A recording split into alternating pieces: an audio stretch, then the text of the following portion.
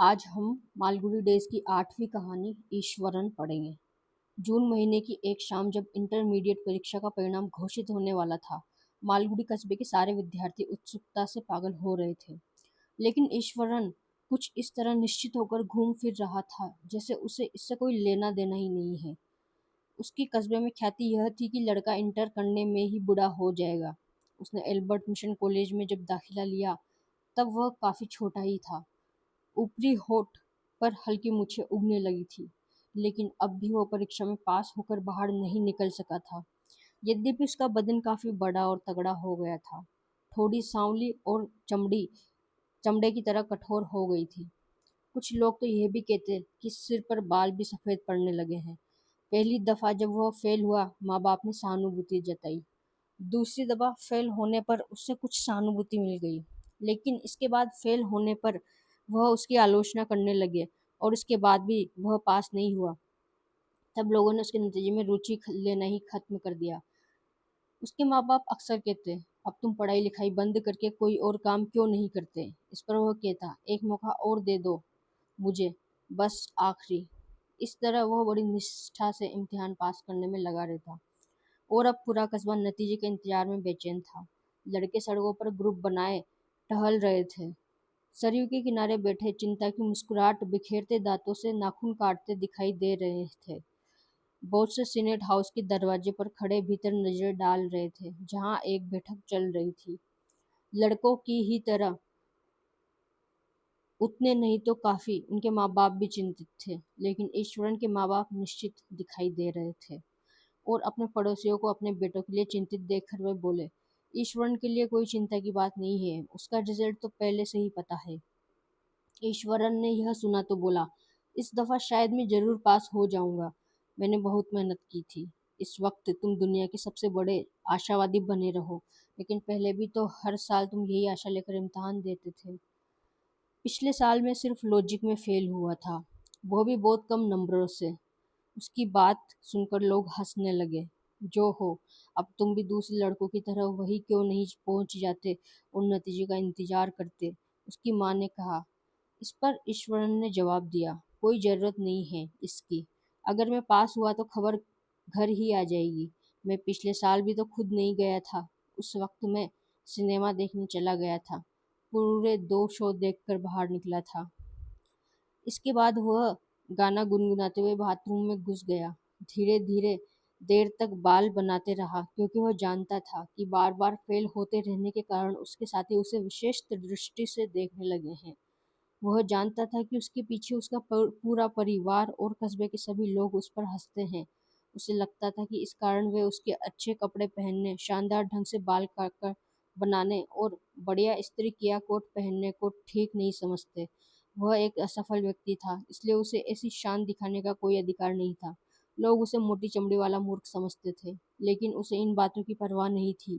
वह दूसरों के व्यवहार का जवाब और ज्यादा शान बगार कर देता। लेकिन यह सब एक छलावा ही था। अपने भीतर वो बहुत दुखी रहता था और प्रार्थना करता रहता था कि उसे सफलता प्राप्त हो। नतीजा निकलने वाले दिन उसके मन में एक जबरदस्त ऊहापोह थी। बाहर निकलते हुए वह बोला, माँ, रात के खाने पर मेरा इंतजार मत करना। मैं होटल में ही कुछ खा पी कर आ जाऊंगा और पहले टाकीज में 2 सिनेमा देखूंगा। जब वह विनायक स्ट्रीट से गुजरा, उसने देखा कि बहुत से लड़के कॉलेज चले जा रहे हैं। वे पूछने लगे, तुम भी कॉलेज चल रहे हो? हाँ हाँ, जाऊंगा, लेकिन अभी तो मैं एक जरूरी काम करने जा रहा हूँ। कहाँ? Palace talkies. यह सुनकर लड़के हंसने लगे। लगता है तुम्हें अपना नतीजा मालूम हो गया है ना? हाँ, हो गया है, नहीं तो मैं इस वक्त सिनेमा देखने क्यों जाता। तुम्हारा रोल नंबर क्या है? 7 7 8 5। जो भी नंबर उसके दिमाग में आया उसने बोल दिया। लड़के हंसते हुए आगे बढ़ गए। तुम्हें इस बार जरूर प्रथम श्रेणी प्राप्त होगी।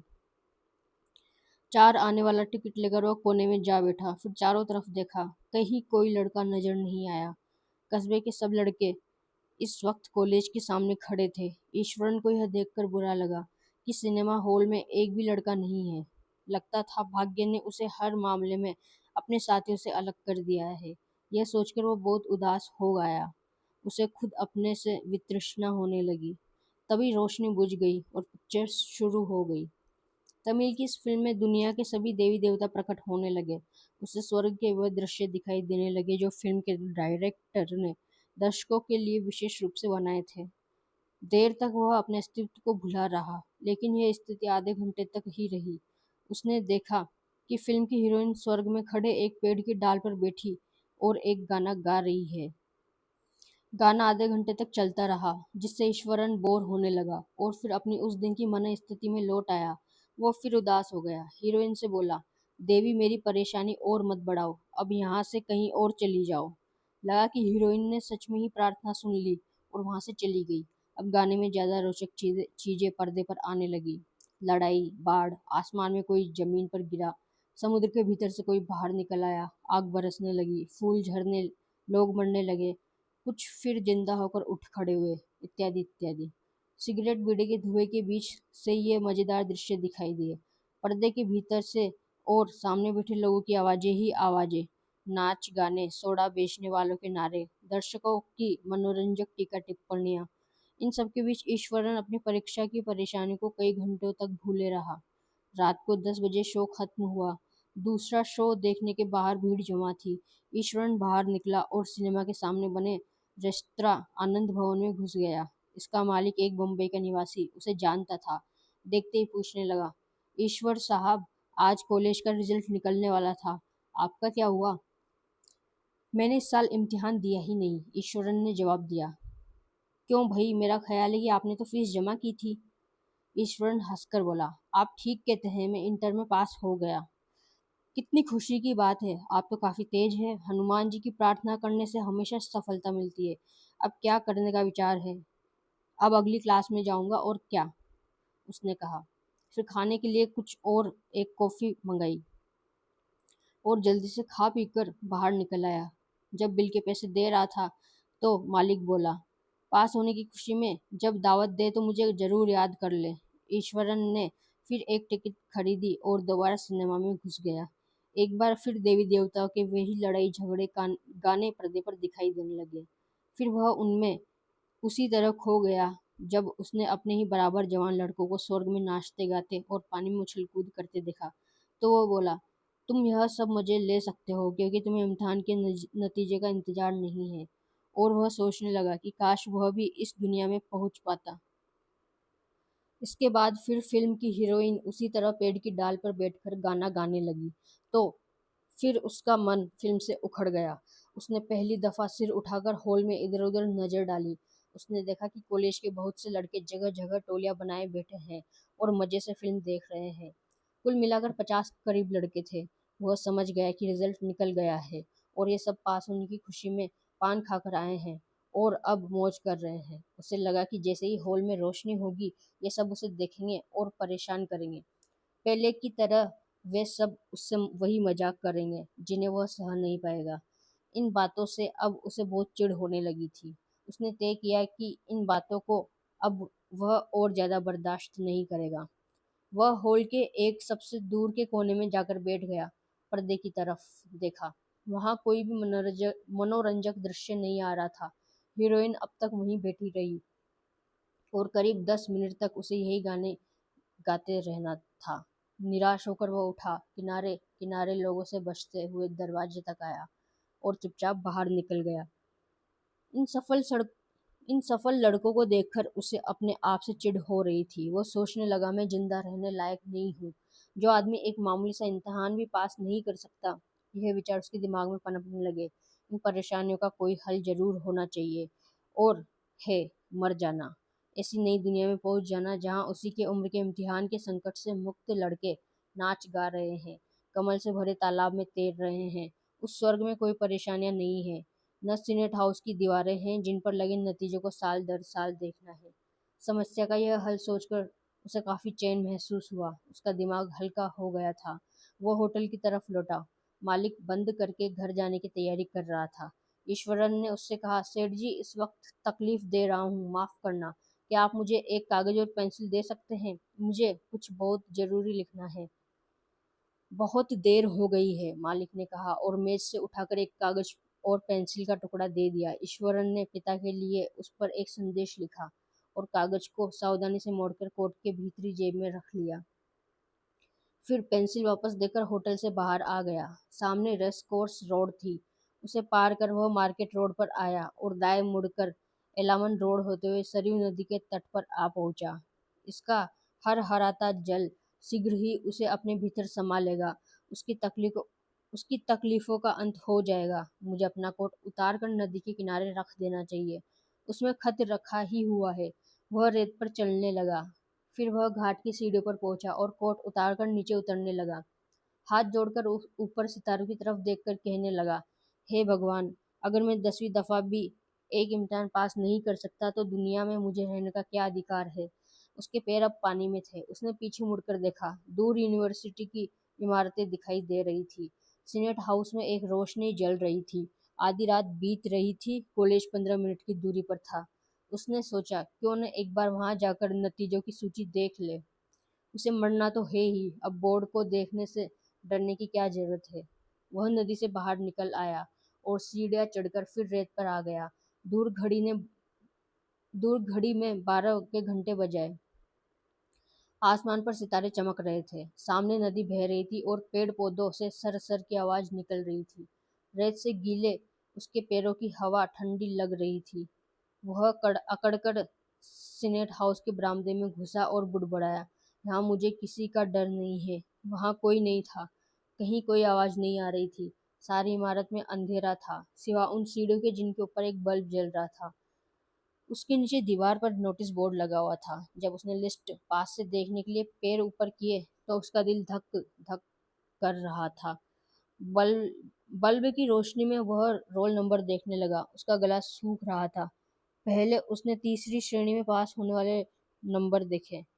उसका अपना नंबर 501 था। इससे पहले पास होने वाला नंबर 498 और उसके बाद एकदम 703 आ गया।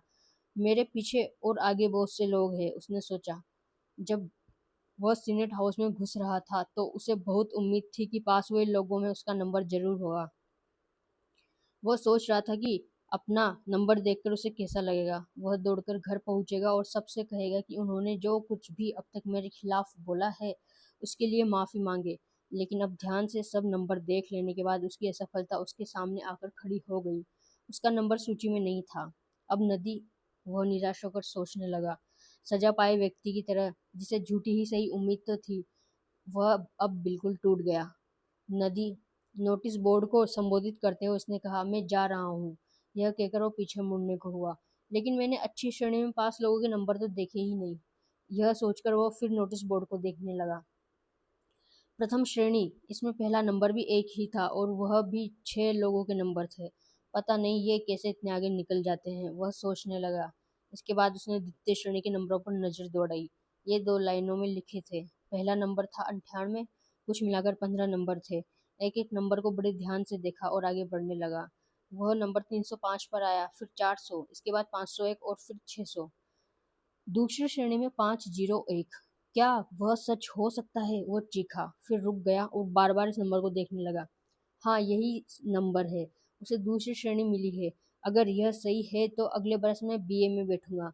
ये बात उसने इतने जोर से चिल्लाकर कही कि सारी इमारत गूंज उठी। अब जो भी मुझे बेवकूफ कहेगा मैं उसे जान से मार दूंगा, उसने घोषणा की। उसे बेहोशी आने लगी। उसने दीवार का सहारा लिया। सालों का संशय और निराशा एकाएक हटनी शुरू हो गई और मुक्ति का यह झटका इतना शक्तिशाली था कि उसे वह सहन नहीं कर पा रहा था। उसकी नाड़ियों में खून तेजी से दौड़ने लगा और खोपड़ी के भीतर समा नहीं पा रहा था। कोशिश करके उसने अपने को संभाला। मन में गाने की एक धुन अपने आप उभर आई। उससे लगने लगा कि वह दुनिया का अकेला बाशिंदा है, उसका मालिक भी है। उसने अपनी छाती ठोकी और नोटिस बोर्ड को संबोधित करके बोला, जानते हो मैं कौन हूँ? कल्पना में अपनी मूछ ऐंठी खुद हो होकर हंसा और पूछने लगा, दूल्हे के लिए घोड़ा तैयार कीजिए। फिर नोटिस बोर्ड पर एक और नजर डालकर वो बाहर निकल आया और राजा की तरह आगे बढ़ा। आखिरी सीढ़ी पर एक क्षण रुका और घोड़े का इंतजार किया। घोड़ा पास आया तो हुक्म दिया, घोड़ा और पास ले आओ। सुनते हो? घोड़ा और पास आ गया। उसने उस पर सवार होने का भाव दिखाया और उसे चाबुक लगाई। उसकी आवाज नदी के किनारे तक गूंज गई। घोड़ा नदी से आगे बढ़ा जा रहा था। उसने अपने बाजू घुमाए और घोड़ा रेत पर दौड़ने लगा। वह जोर से चिल्लाकर कहने लगा, सामने से हट जाओ, राजा की सवारी आ रही है। जो भी रास्ते में आएगा दबकर खत्म हो जाएगा। मेरे पास 501 घोड़े हैं, वो रात से कहने लगा। रोल नंबर उसके दिमाग में अटक गया और बार बार आ जा रहा था। वो नदी के किनारे कई दफा आगे पीछे दौड़ता रहा, लेकिन उसे संतोष नहीं हो रहा था। वह बोला, प्रधानमंत्री, यह घोड़ा अच्छा नहीं है और 501 घोड़े मुझे लाकर दो। सब द्वितीय श्रेणी में पास हुए हैं। इसके बाद इसी घोड़े को चाबुक मारकर वह वापस लौटा। शीघ्र ही प्रधानमंत्री उसके लिए एक दूसरा घोड़ा ले आए। वह शान से उस पर सवार हुआ और बोला, यह ज्यादा अच्छा है। अब वह इस घोड़े पर चक्कर लगाने लगा। यह अद्भुत नजारा था। तारों की हल्की रोशनी में सन्नाटे में अकेला वो अपनी ही जीभ से घोड़े की टप टप आवाजें करता रेत में दौड़ रहा था। एक हाथ से बागडोर थामे घोड़े को इधर उधर भगाते, दूसरों से कल्पना की मूछों को मरोड़ते वह घोड़े को इस तेजी से दौड़ाने लगा मानो तूफान आ गया है। उसे लगा कि अब उसने जीत हासिल कर ली है। शीघ्र ही वह रेत का पूरा मैदान पार कर गया। वो पानी के किनारे आया, एक क्षण रुका और घोड़े से फुसफुसाकर पूछा, तुम्हें पानी से डर तो नहीं लगता? तुम्हें ये नदी पार करनी है, वरना मैं 501 रुपए कभी नहीं चुकाऊंगा। उसे लगा कि घोड़ा पानी में कूद गया है। दूसरे दिन दोपहर के बाद उसका शरीर नदी में आधा मील आगे पड़ा मिला। इससे पहले लोगों को नदी किनारे उसका कोट मिल गया था, जिसमें रखी पर्ची भी पढ़ ली गई थी। पूज्य पिताजी, जब आपको मेरा यह पत्र मिलेगा, मैं नदी के तल में पहुंच चुका होऊंगा। मैं जिंदा नहीं रहना चाहता। मेरी चिंता मत कीजिए। आपके और भी बेटे हैं जो मेरी तरह बेवकूफ नहीं है।